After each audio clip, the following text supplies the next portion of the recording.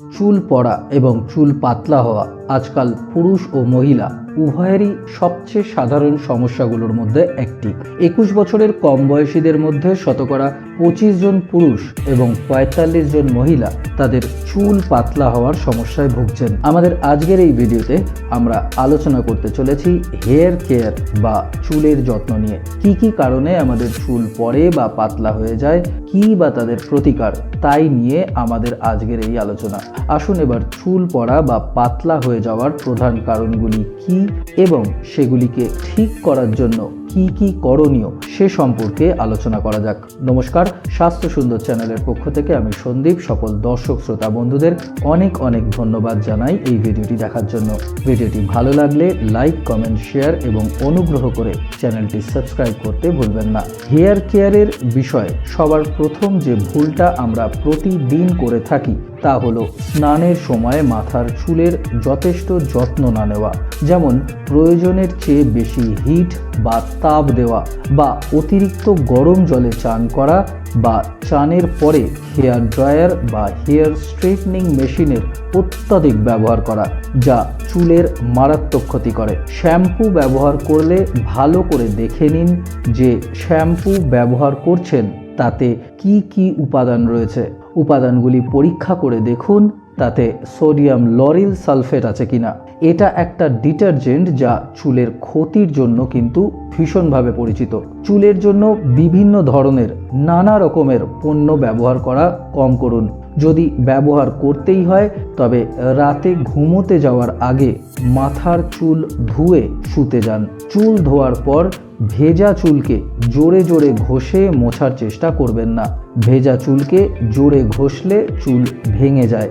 এছাড়াও ভেজা চুল ব্রাশ করা সব সময় এড়িয়ে চলবেন। চুল বাঁধার সময় আঁটোসাঁটোভাবে চুল বাঁধবেন না, এটা চুলের গোড়ার উপর অনেক চাপ দেয়। চুল পড়ার 3টি প্রধান কারণ সম্পর্কে বলতে গেলে সবার প্রথমেই যে কারণটি আমাদের মাথায় আসে তা হলো দুর্বল রক্ত সঞ্চালন বা ব্লাড সার্কুলেশন। আমাদের শরীরের পুষ্টি বা নিউট্রিশন রক্তের মাধ্যমে প্রভাবিত হয়। যদি আপনার মাথার ত্বকে রক্ত সঞ্চালন কম হয় তাহলে মাথার ত্বকে পুষ্টিগুলো পৌঁছতে পারে না। মাথার ত্বকে রক্ত সঞ্চালনকে উন্নত করতে সবচেয়ে বেস্ট উপায় হলো সপ্তাহে 3 থেকে 4 বার আপনার মাথার ত্বকে মাসাজ করা। মাসাজের জন্য কোনো রকমের কৃত্রিম সুগন্ধিযুক্ত তেল ব্যবহার করবেন না, কারণ এতে যে কৃত্রিম সুগন্ধি রয়েছে তা এক ধরনের অ্যালকোহল, এবং এই অ্যালকোহল আপনার চুলের জন্য কিন্তু কখনোই ভালো নয়। তাই সর্ষের তেল বা নারকেল তেল বা বাদাম তেল মাসাজের জন্য ব্যবহার করুন। মাসাজ আলতো করে করবেন, জোরে করলে চুল ভেঙে যেতে পারে। ভালো ফলাফলের জন্য ঘুমানোর আগে আপনার চুল মাসাজ করবেন এবং তারপরে সকালে ঘুম থেকে উঠে চুল ধুয়ে ফেলবেন। মাথার ত্বকে রক্ত সঞ্চালন করার আরেকটা বিশেষ উপায় হলো ব্যায়াম। যে কোনো ব্যায়ামই 15 থেকে 20 মিনিটের জন্য করতে পারেন। বিশেষ করে মহিলারা যারা থাইরয়েড বা অন্য কোনো হরমোনের ভারসাম্যহীনতায় ভুগছেন তাদের জন্য ব্যায়াম অত্যন্ত ভালো ফল দেয়। চুল পড়ার আরেকটি বড় কারণ হলো ডিহাইড্রোটেস্টোস্টেরনের মাত্রা বৃদ্ধি, যার কারণে প্রায় 90% পুরুষদের চুল পড়ে যায়। এই ডিহাইড্রোটেস্টোস্টেরন নামক হরমোন, যা সাধারণত ডিএইচটি নামেও পরিচিত, এটি মূলত একটি জৈব রাসায়নিক বিক্রিয়ার মাধ্যমে টেস্টোস্টেরন থেকে তৈরি হয়। ডিএইচটি চুলের ফলিকলগুলির আয়ু কমিয়ে দেয়, এক কথায় চুলের ফলিকলগুলিকে দম বন্ধ করে দেয়। মেথি, বাদাম, কলা, টমেটো, গাজর, মাশরুম ইত্যাদির মতো খাবারগুলি শরীরের ডিএইচটি ব্লক করতে সাহায্য করে। চুল পড়ার কারণগুলির মধ্যে পুষ্টির অভাব কিন্তু একটা বেশ বড় কারণ। অল্প বয়সেই ছেলে মেয়েদের চুল পাতলা হতে শুরু করার একটি বড় কারণ হলো শরীরে অনেক দিন ধরে পুষ্টির অভাব।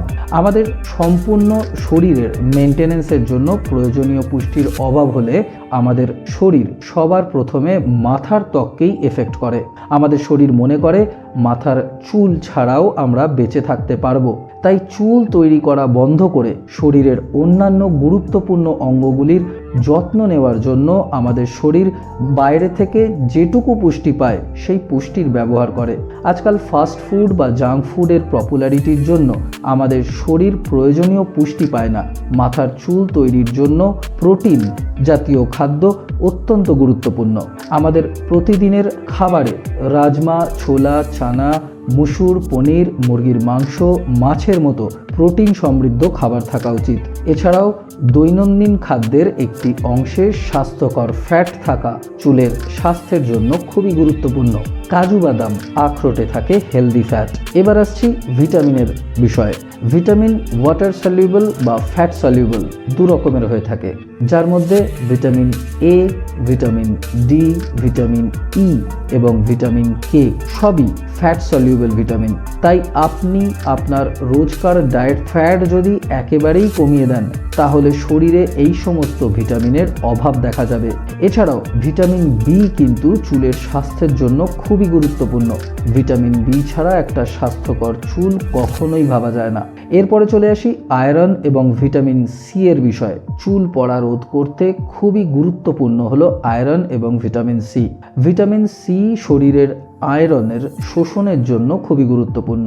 আয়রনের জন্য সমস্ত রকমের সবুজ শাকসবজি যেমন পালং শাক, ফুলকপি ইত্যাদি যেমন খাবেন, তেমনি ভিটামিন সি এর জন্য আমলা, কমলা লেবু, ক্যাপসিকাম ইত্যাদি অবশ্যই খাবেন।